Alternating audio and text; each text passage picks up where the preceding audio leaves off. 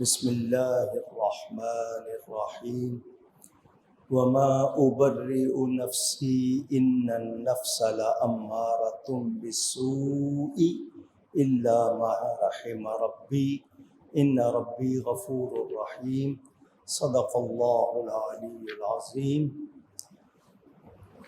محبت کے ساتھ ایک مرتبہ دروشی پڑھ لیجئے۔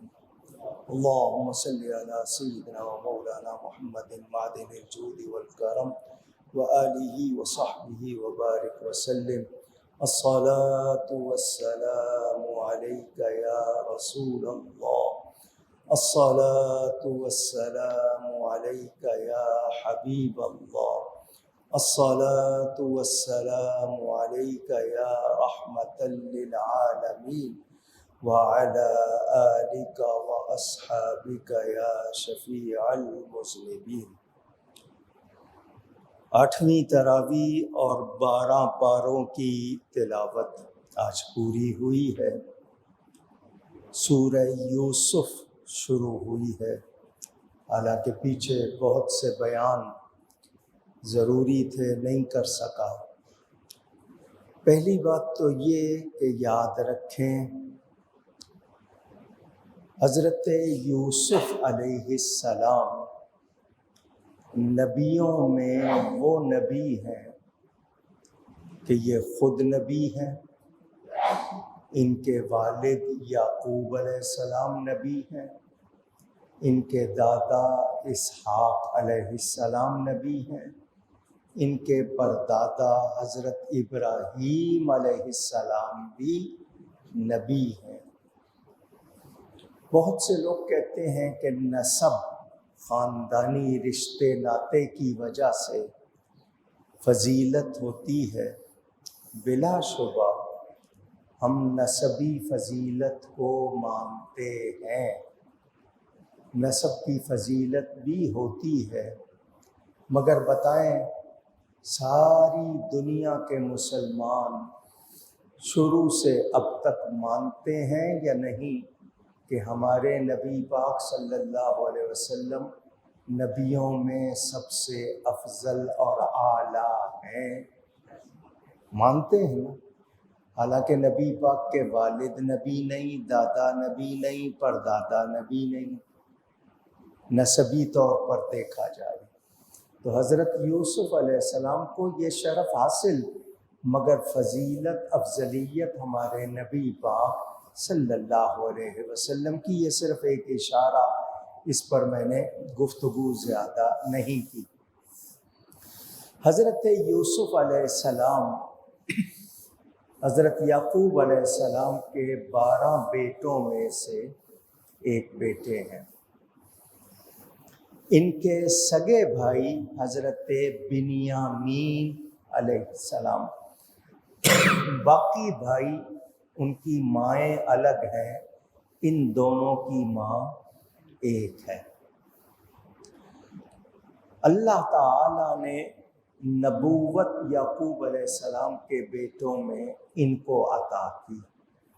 یہ ابھی کم سن تھے، عمر کے لحاظ سے گنتی ابھی کم تھی، لیکن ان کو باپ کی محبت زیادہ حاصل تھی۔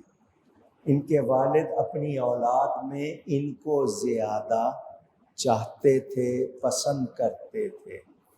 دوسرے بھائی اس معاملے میں حسد کرتے تھے کہ ہمارا باپ ان کو زیادہ کیوں چاہتا ہے۔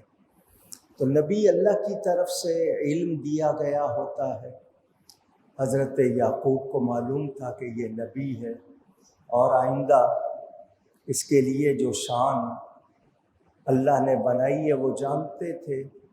آج ہم اپنی اولاد میں کس کو زیادہ پسند کر سکتے ہیں؟ شریعت یہ بتاتی ہے کہ جو علم میں زیادہ ہو، عالم زیادہ ہو یا نیک زیادہ ہو، ماں باپ اس کو زیادہ پسند کر سکتے ہیں، اس پہ زیادہ مہربان ہو سکتے ہیں۔ حالانکہ ماں باپ تو سب کے ماں باپ، لیکن ہمارے ہاں جو پیسہ زیادہ کمائے یا دوسرے کوئی بات ہو، اسی وجہ سے نگلیکٹڈ چائلڈ، کوئی بچہ ایسا ہوتا ہے وہ سمجھتا ہے مجھ کو توجہ نہیں مل رہی، پھر وہ یا تو ڈپریشن کا شکار ہو جاتا ہے یا اس کو کوئی اور نفسی بیماری ہو جاتی ہے۔ حضرت یوسف علیہ السلام نے خواب دیکھا، ابھی ان کی عمر بہت ہی کم تھی، انہوں نے خواب دیکھا کہ ان کو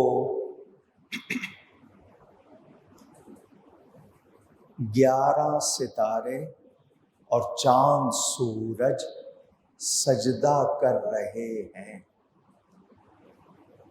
11 ستارے اور چاند اور سورج، انی رأیت 11 کوکبا، سجدہ کر رہے ہیں۔ حضرت یعقوب علیہ السلام کو حضرت یوسف نے یہ خواب سنایا تو باپ نے کہا بیٹا اس خواب کا اپنے بھائیوں کے سامنے ذکر نہ کرنا۔ یہاں سے پتہ چلا کہ ہر بات بتانے والی نہیں ہوتی، ہم بڑھ چڑھ کے بتاتے ہیں، ہر بات بتانے والی نہیں ہوتی۔ آپ کسی کو کہیں آج میں نے 1,00,000 روپیہ کمایا، تو آپ تو خوشی سے کہہ رہے ہیں، وہ حسد کرنے لگ جائے، ہو سکتا ہے وہ کسی اور تکلیف میں آ جائے، تو ہر بات بتانے والی نہیں ہوتی ہے۔ انہوں نے کہا شیطان انسان کا کھلا ہوا دشمن ہے، ہو سکتا ہے وہ ان کو بہکائے۔ اللہ تعالیٰ تمہیں خوابوں کی تعبیر کا علم عطا فرمائے گا۔ ہم جو خواب دیکھتے ہیں اس کا کوئی معنی ہوتا ہے۔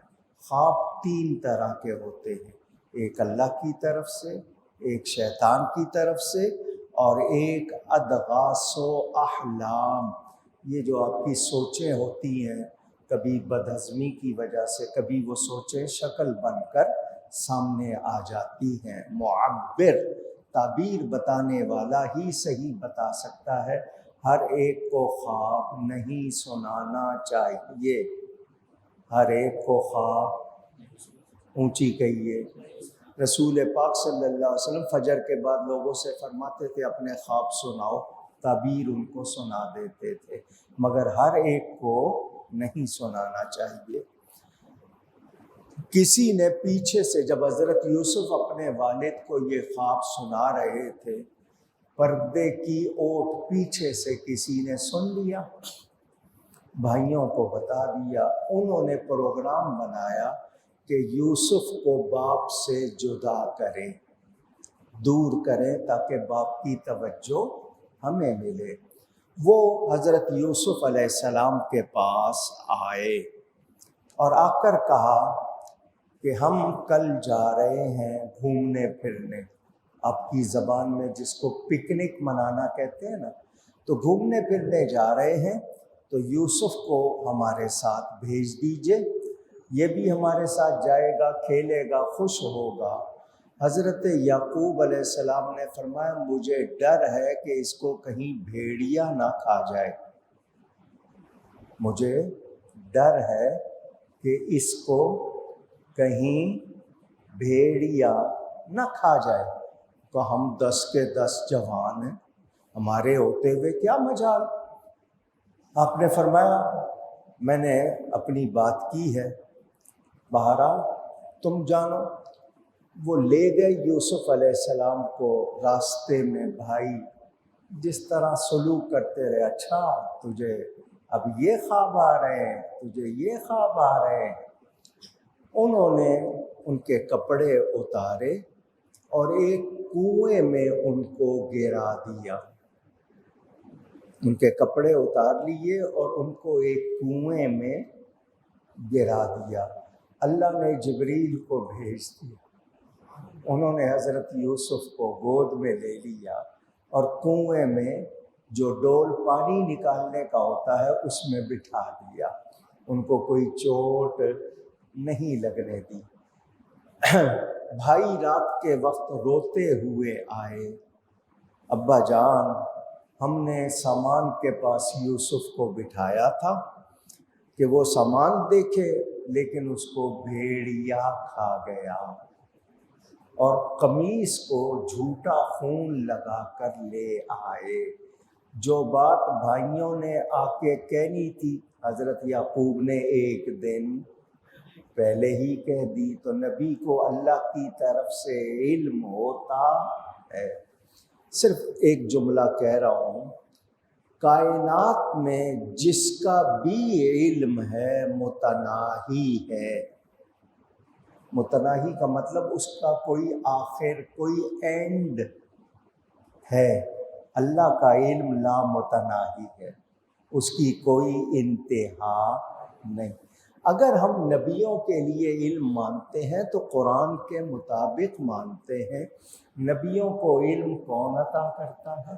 اللہ۔ وہ اللہ کے برابر نہیں، جب برابری نہیں تو شرک بھی نہیں۔ یہ صرف ایک بات۔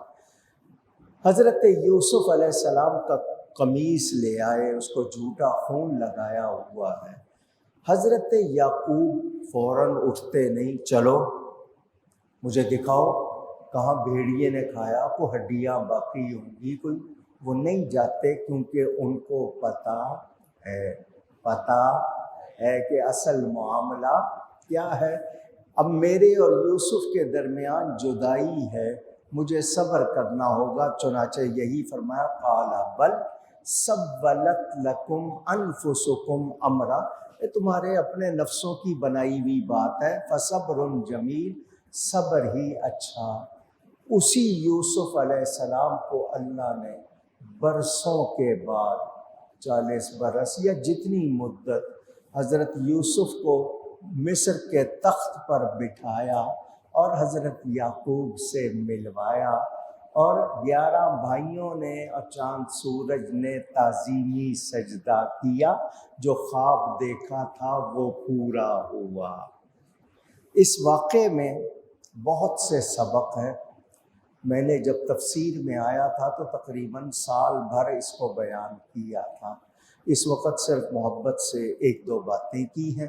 تو پہلی بات تو یہ کہ خواب اللہ کی طرف سے یا شیطان کی طرف سے یا ہمارے خیالات، مگر کس خواب کی کیا تعبیر ہے وہ معبر بتائے گا جو جانتا ہو۔ آج کل یہ کاروبار بنا ہوا ہے، تو ہر ایک جو بتا دے لوگوں کو وہم میں ڈال دیتے ہیں، ایسا نہیں کرنا چاہیے۔ دوسری بات حسد، کیا کہا میں نے؟